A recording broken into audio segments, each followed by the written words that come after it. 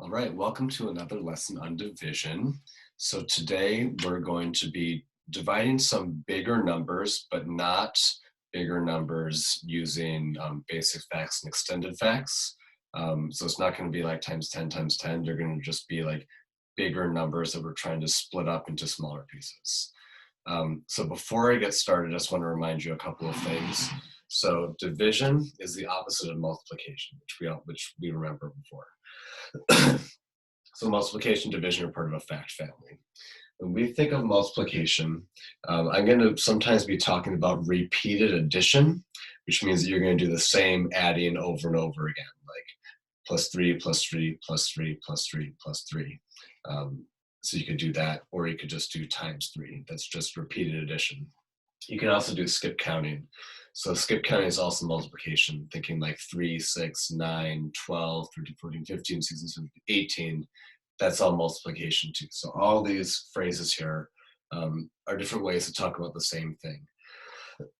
Today we're going to be using some skip counting to try to do some bigger division. And one final thing I want to talk about is, especially when you're typing, usually what you're going to be typing in for division is this, because it's hard to find the other symbols. So if I had to do 76 divided by 6, this is how I would probably type it out. If you were handwriting it out, you would probably do it this way, with the division sign with the line and 2 dots. In the future, we're going to be seeing more division looking more like this. So this is 76 divided by 6. This one is 76 divided by 6. And this one is also 76 divided by 6. And I don't know why it's written like backwards like that. That might be something that you could look up if you wanted to do some extra reading or math work. But we're still looking at 76 divided by 6 for all of these different problems. All right, so with that, we're going to go into an example problem with some bigger numbers. And I hope that you can see the title here. Okay, so it says Peyton's sister is in charge of seating students in Nichols's lunchroom. Each table seats 6 students. 76 students will eat lunch at a time. How many tables will Peyton's sister need to seat all of the students? Actually, I should have shown this one first.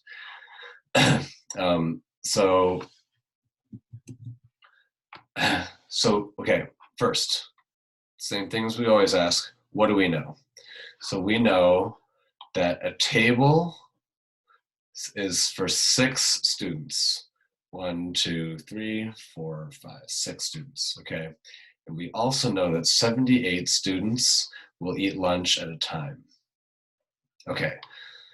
Is there anything else that we know?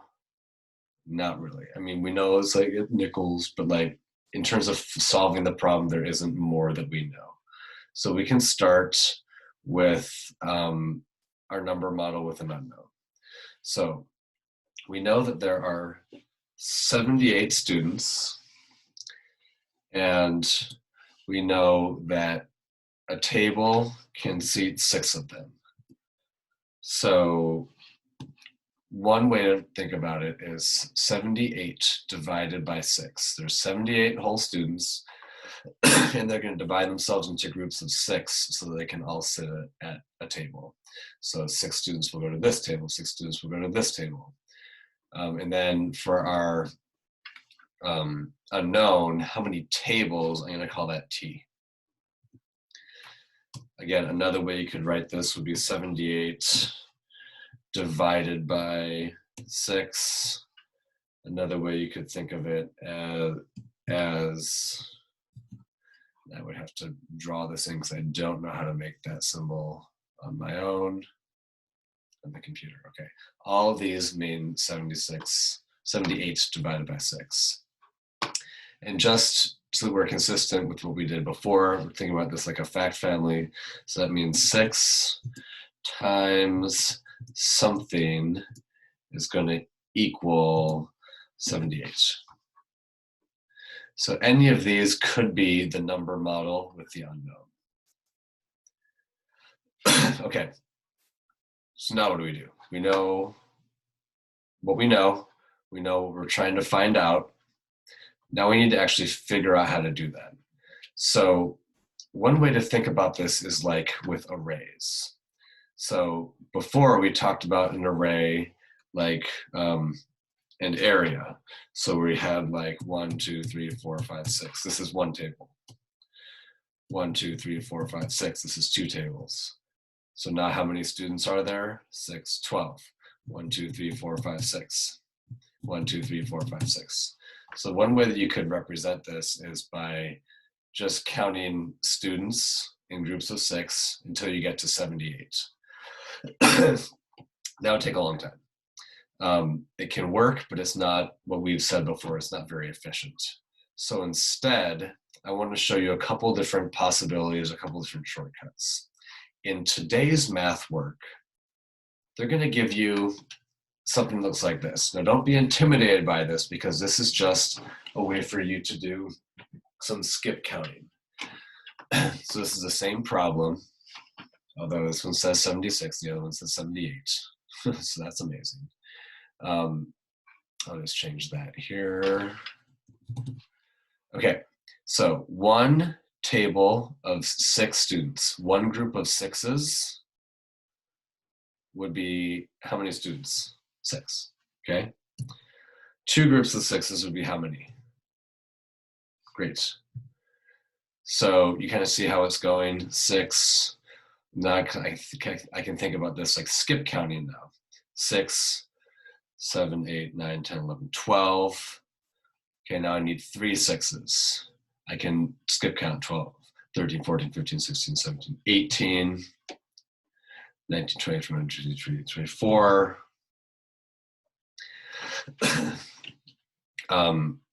You can continue to skip count that way if you need to.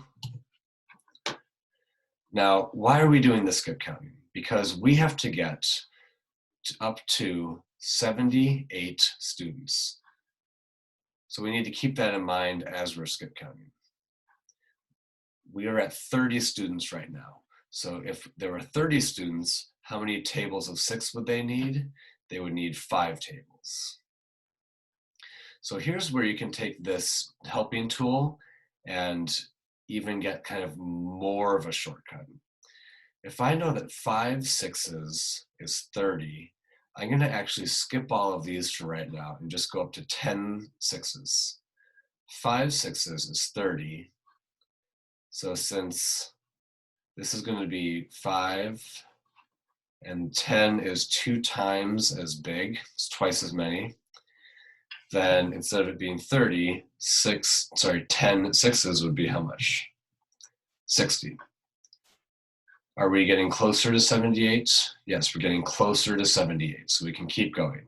Now I think I'm going to skip count just by 6s again. 60.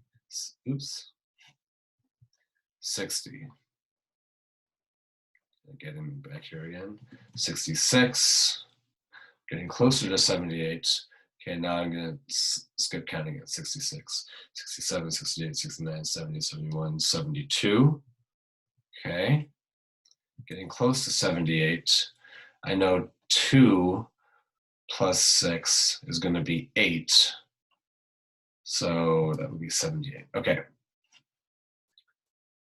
So notice that in this example, I just like skipped all of these because that was slowing me down.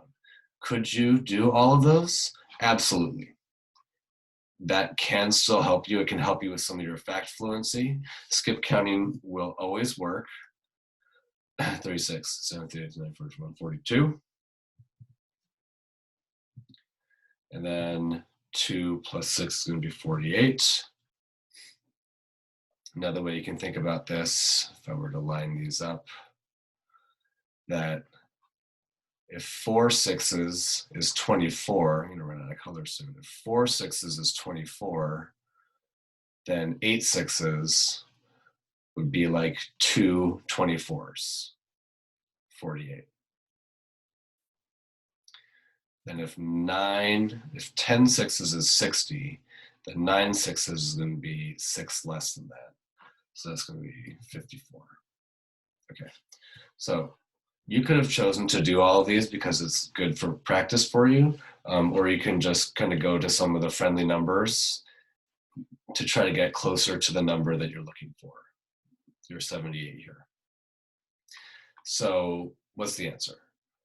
So well, by doing this skip counting here, we found that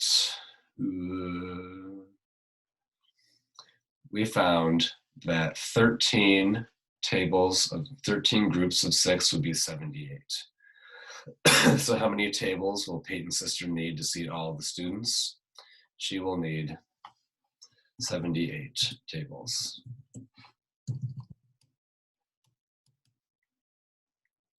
She'll need 78 tables to seat all the students. Okay, so again, how did we do that? We used this skip counting.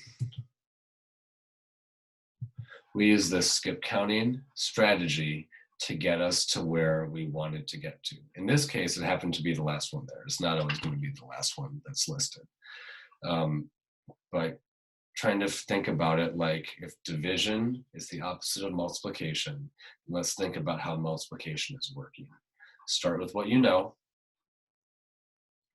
We kind of focused more on this one than any other one, actually, because we were thinking about it like times because we were doing this repeated addition. Times, 6 times 1, 6 times 2, 6 times 3, 6 times 4. Any of these would count as your number model with the unknown though. And then how you solve it is up to you. Just make sure to explain it in your work. So that is all I have for you for right now. Hopefully if you have questions, you can bring them to our class meeting. All right, good luck, try your best. I'm proud of you, you know that. All right, bye.